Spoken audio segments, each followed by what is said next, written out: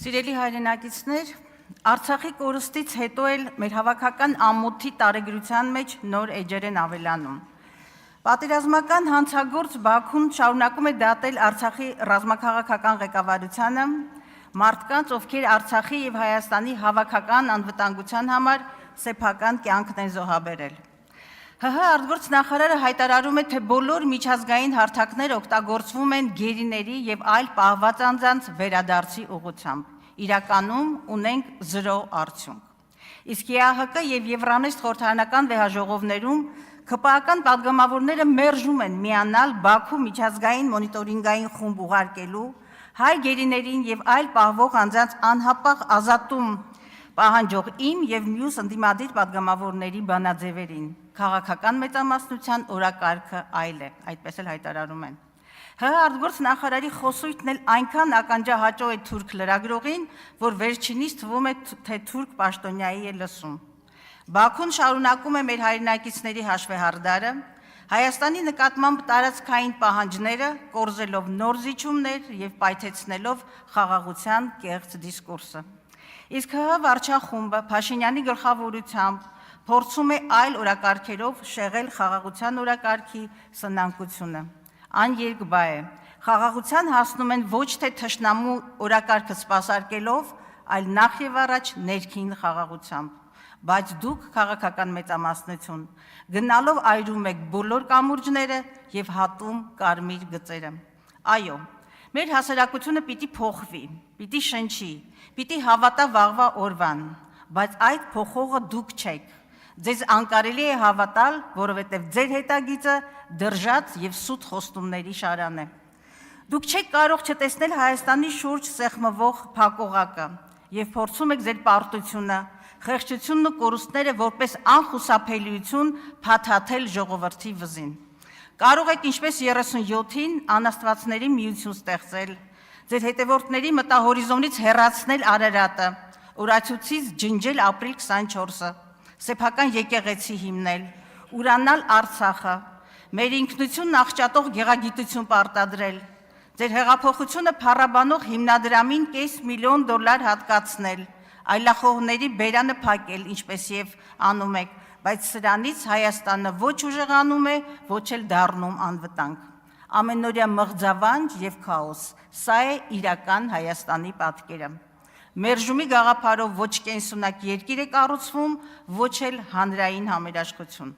Բայց արդյոք իրապես ուզում եք եւ ունակ եք կենսունակ երկիր կառուցել։ Մի քանի ցուցանիշ։ Գիտությունը պետք է լինի ՀՀ կայուն զարգացման անկյունակարային ոլորտներից մեկը, ամրագրել եք կառավարության ծրագրում։ Արդյոք սա մաքուր պոպուլիզմ չէ, երբ գիտությանը հատկացվում է ՀՆ-ի ընդամենը 0.35%-ը, իսկ բարձրագույն կրթությանը 0.13%-ը։ Սա տարածաշրջանի ամենացածր ցուցանիշն է։ Վերջին 7 տարիներին 25%-ով նվազել է ուսանողների թիվը, իսկ 28-ով պրոֆեսորա դասախոսներինը։ Հայաստանն աշխարհում ամենավերջին տեղում է գիտնականների թվով։ Ակադեմիայի հարյուրավոր առաջարկներ մնացին թղթի վրա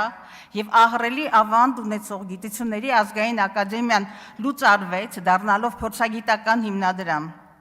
Այն պարագայում, երբ դեռ գոյություն չունի գիտության զարգացման ռազմավարական ծրագիր, քանդել, հետո մտածել։ Ահա այսպիսին է ձեր գործելավոճը։ 22-ին աշտարակում տրվեց ակադեմիական քաղաք կառուցելու կեղծ մեկնարկը, եւ դեռ հաշվարկված ծրագիր իսկ գոյություն չուներ։ Միջազգային մի շարք կազմակերպությունների հետ ընդամենը 2024-ին է Հայաստանը կրթական եւ քաղաքաշինական ծրագրերի խորհրդատվության պայմանագրեր կնքել, որոնցից միայն UCL-ի ծառայությունների արժեքը 66 միլիոն ֆունտ ստերլինգ է։ Եթե ծրագրերի մշակումը ընթացքի մեջ է, չկա գիտության զարգացման հաստատված ռազմավարություն, այդ ինչպես էիք դեռ 3 տարի առաջ իբրև վերջնագիր խոսում բուհերի եւ գիտության միավորման մասին։ Դուք իշխանության եկաք բուհերը չքաղաքականացնելու ականջահաճո հայտարարությամբ։ Այսօր բոլոր պետական բուհերի կառավարման խորհուրդներում ԿՊԱ-ական քաղաքական վերնախավն է եւ ակնհայտ է։ Այսպես կառավարելի եւ հնազանդ ընտրազանգված եք գոյացնում։ Բրյուսովի զավթման օպերացիայից շատ եմ խոսել, հիշեցնեմ, 22-ին ընտրված թեկնածուն օրենքի խախտումով չհաստատվեց։ Ընտրությունը կասկածի տակ դնելու ակնհայտ դիտավորությամբ հանրայինի ռեպորտաժի հիմքով Սիսակ Գաբրելյանի հաղորդման վրա քրեական գործ հարուցվեց ռեկտորի խորհրդականի նկատմամբ։ Պաշտոնի անհամապատասխանության հիմքով աշխատանքից ազատվեց պրոռեկտորը։ Ոստիկանության գրոհով եւ օրենքի խախտումով ռեկտոր կարգվեց Գյուրջինյանը, որի օրոք բուհից հեռացան եւ հեռացվեցին մի քանի տասնյակ որակյալ մասնագետներ, ինչ ունենք հիմա։ Թամրազյանը վերջերս ընդամենը 2 ամիս առաջ արդարացվել է դատարանի վճռով, քրեական գործերը կարճվել են, պրոռեկտորի աշխատանքից ազատվելու դիմումը դատարանը ճանաչել է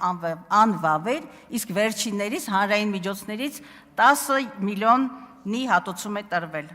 Ինչ արձանագրեցինք, զորբայություն, բուհի հեղինակության անկում, ուսանողների ոտնահարված շահ եւ պատասխանատվության ենթարկված ոչ մի պաշտոնյա։ Բուհերում 37 թվի մթնոլորտ է։ Քաղաքական հայացքների համար տասնյակ դասախոսներ են ազատվում աշխատանքից։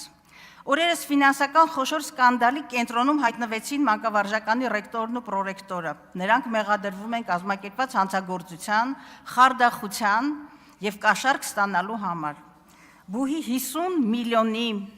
միջոցներից կողմնակի եկամուտ ստանալու որոշման տակ հոգաբարձուների խորհրդի նախագահ ԿԳՄՍ նախարար Ժաննա Անդրեասյանի ստորագրությունն է։ Հարգելով անմեղության կանխավարկածը, այնուամենայնիվ մի բան ակնհայտ է։ Տիկին Անդրեասյանը ձախողել է բուհի ֆինանսական գործընթացների նկատմամբ վերահսկողությունը, ինչը իր անմիջական պարտականությունն է։ Ճակերտավոր բարեփոխումների մեկ այլ ոլորտ հանրակրթությունը։ Վերջին 4 տարիներին կամավոր ատեստացիա է անցել հանրապետության ուսուցչական կազմի միայն 20%-ը։ Տարակարգ ունեն 1426 ուսուցիչներ։ 300,000 դրամ եւ ավելի աշխատավարձ է ստանում 7,5%-ը միայն։ Տարածաշրջանում սրանք ամենացածր ցուցանիշներն են։ Հանրապետության 300-ից ավելի դպրոցներում շարունակվում է թափուր մնալ տնօրենի հաստիքը, պատկերացնում եք 300 դպրոց չունի տնօրեն եւ բնականաբար ժամանակավոր պաշտոնակատարներից արդյունավետ եւ պատասխանատու կառավարում ակնկալելը միամտություն է։ Մեկ այլ պոպուլիստական ծրագիր, մինչև 26 թվականը խոստացել է կառուցել 300 դպրոց, նվազագույնը։ Այս պահի դրությամբ ուշադիր խոստացված 300 դպրոցներից շինաշխատանքները ավարտվել են ընդամենը 59-ում, հիշեք այս թիվը, ընդամենը 59-ում, այս պահի դրությամբ։ Անցնող ամիսների կտրվածքով հանրակրթական եւ նախադպրոցական հաստատությունների կառուցում հիմնում ծրագրի կատարողականը 48% է։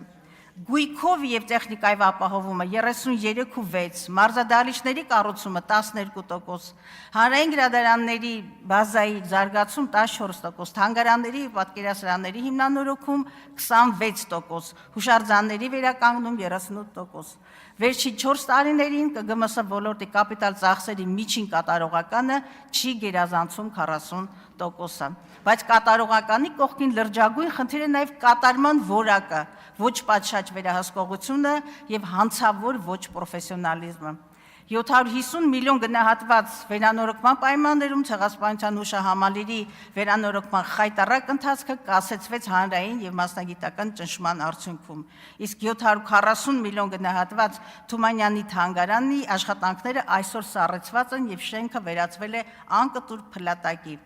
Եվ մի բացահայտուն, պարզվում է, որ որոշ մշակութային պոակների տնօրեններ արտաբյուջետային միջոցների հաշվին եռամսյակի կտրվածքով ստանում են մինչև 5 միլիոն, 3 միլիոն, 2 միլիոնի հասնող պարգևավճարներ, այն դեպքում, երբ տվյալ կոլեկտիվների գիտական, վարչական կամ տեխնիկական աշխատողները, որոնք նաև գեներացնում են այդ միջոցները, վարձատրվում են 83,000-ի շրջանակներում։ Այս տրամաբանությունը բացատրություն է պահանջում։ Եվ վերջում քաղաքական մեծամասնություն, եկեղեցու դեմ անհավասար եւ հակասահմանադրական պայքարի եք դուրս ելել,